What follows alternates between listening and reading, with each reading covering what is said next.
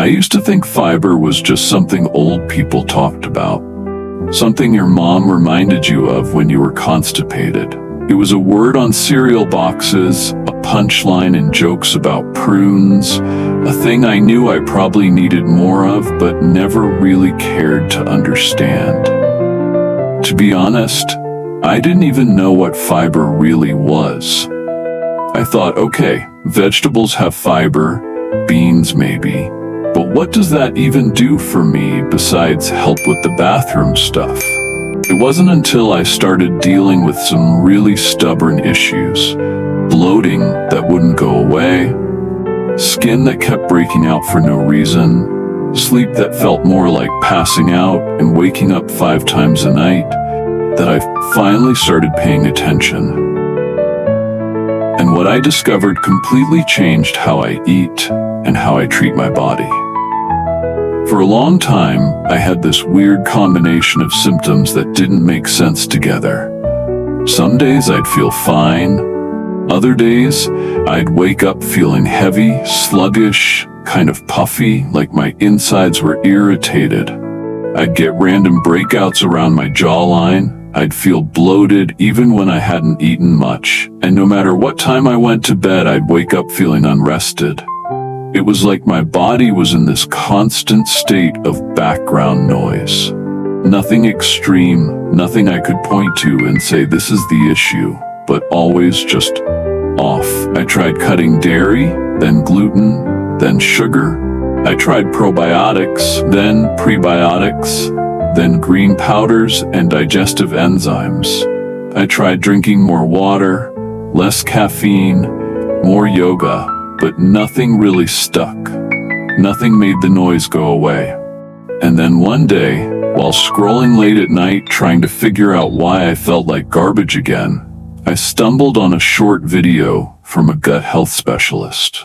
She said, if you're still bloated, anxious, or tired, no matter what you cut out, maybe the issue isn't what you're eating, maybe it's what you're missing. And for most people, that missing link is fiber. That sentence stopped me cold. Because in all my efforts to eat clean, I had actually removed most of the fiber from my diet without realizing it. I was eating fewer grains, fewer beans, fewer carbs in general.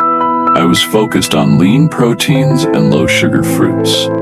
I thought I was being healthy, but I was barely getting any of the one thing my gut was desperately asking for. So I started digging. I learned that fiber isn't just about digestion, it's about gut bacteria. And gut bacteria are about everything. Mood, immunity, inflammation, sleep, skin, even cravings. And the thing they need most to thrive, soluble fiber. Not pills, not powders. Real, slow-moving fiber from oats, lentils, chia seeds, apples, sweet potatoes, leafy greens. When you feed your gut the right fiber, it produces compounds that help regulate your nervous system. It creates short-chain fatty acids that reduce inflammation. It makes more serotonin, the feel-good hormone that helps you sleep, focus, and feel steady.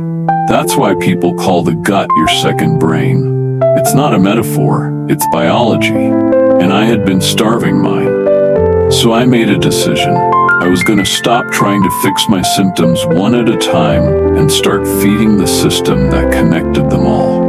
For the next 7 days, I made fiber my focus. I didn't track grams or follow a plan. I just made sure that every meal had something my gut bacteria would recognize as food. I added a tablespoon of chia seeds to my breakfast. I swapped white rice for lentils at lunch.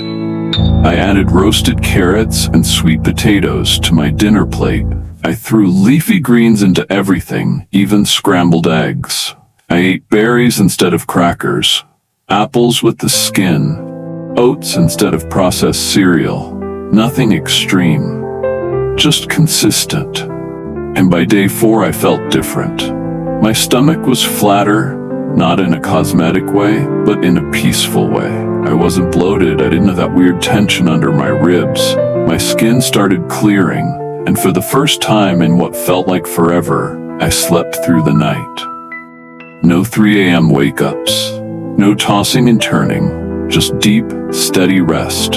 I'll never forget that morning. I opened my eyes and realized the sun was already up. I had slept a full 8 hours without interruption, and I felt rested. Actually rested. And I hadn't changed my supplements, my workout routine, or my stress levels. I had just given my body something it had been quietly asking for: fiber. Over the next few days, I paid more attention to the rhythm of my digestion. I noticed I wasn't as gassy in the afternoons. My cravings were more manageable. I wasn't looking for snacks at 10 p.m. the way I used to. And when I did eat, I felt more satisfied. I wasn't constantly looking for that something else after meals.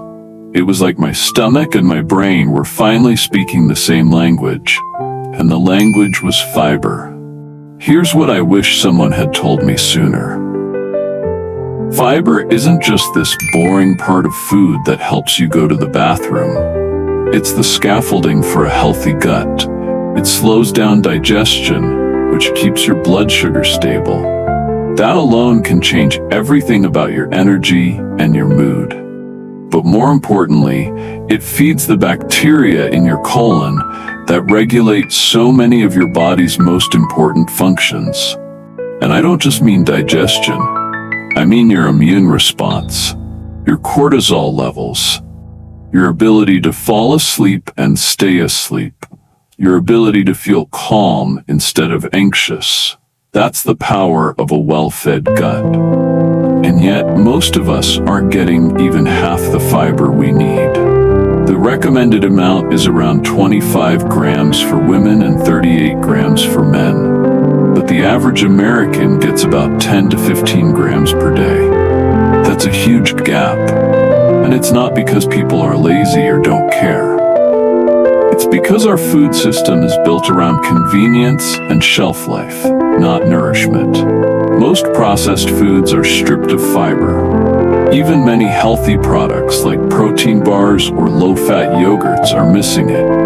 And when you remove fiber from the equation, you're removing the fuel that keeps your internal ecosystem balanced. That was the word that kept coming up for me as I learned more. Balance. Not just in food, but in how I felt. When I started adding fiber-rich foods to my meals, I felt steadier, less reactive, less up and down. I didn't need as much caffeine. I didn't snap at small things.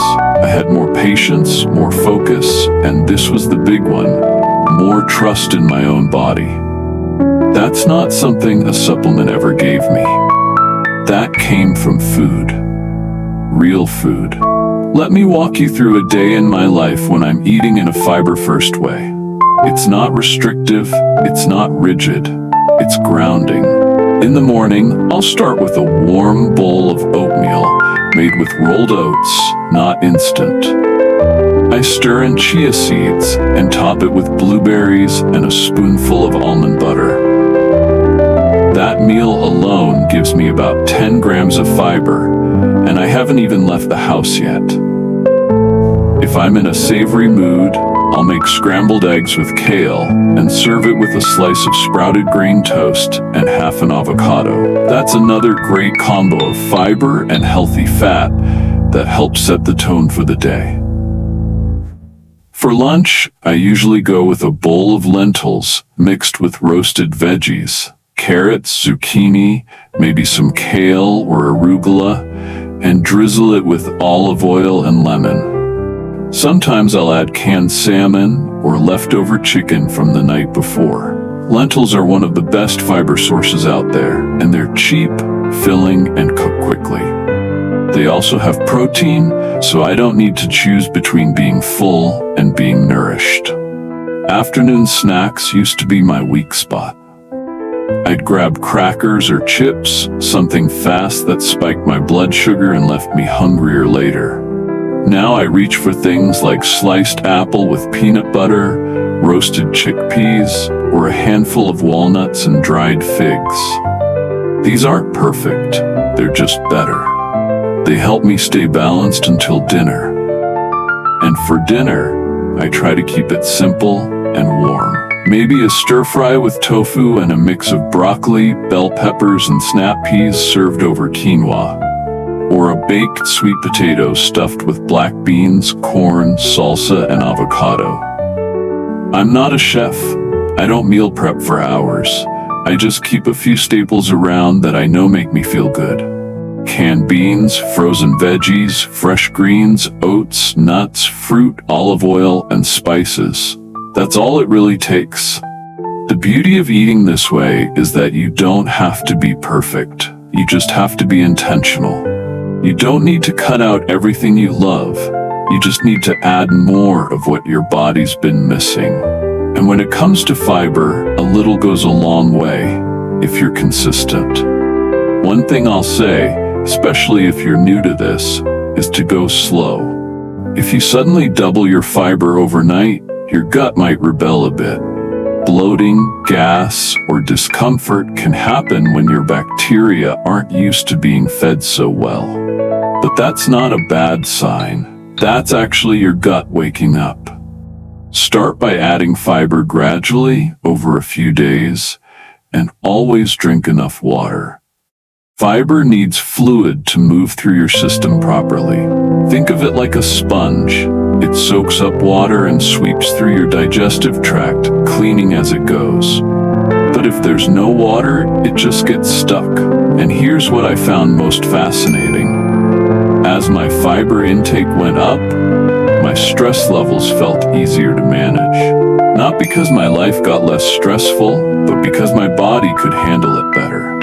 My nervous system wasn't so jumpy. I didn't get overwhelmed as easily, and I didn't feel the urge to snack my way through stress. My body was full, not just of food, but of the nutrients that support real resilience. I also started dreaming again.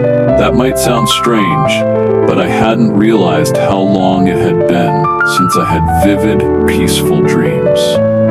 I think my sleep had been so shallow for so long that my brain hadn't been reaching those deeper stages. But when I started sleeping more soundly, the dreams came back. And they weren't weird or stressful. They were gentle, sometimes just floating through memories or scenes that felt like home. I took that as a sign that my body was finally resting in a way it hadn't in years. Now, when I look back at all the things I tried to fix, my sleep, my skin, my digestion, I realized they were all pointing to the same root issue. My gut wasn't nourished. My inner ecosystem was out of balance. And all it took to start turning the tide was something we're told about in grade school, but quickly forget: fiber. So if you've been struggling with bloating, brain fog, weird skin issues, restless sleep, or just a sense that your body isn't quite humming the way it should, I want you to ask yourself one simple question. Am I feeding my gut what it needs? Not just avoiding the bad stuff, but actually giving it the good stuff. Because if you're not, no amount of biohacking, supplements, or workouts is going to fill that gap. You have to start with the foundation. And for so many of us, that forgotten fix is fiber. If you're ready to try it, I've made a simple guide to help you ease into it.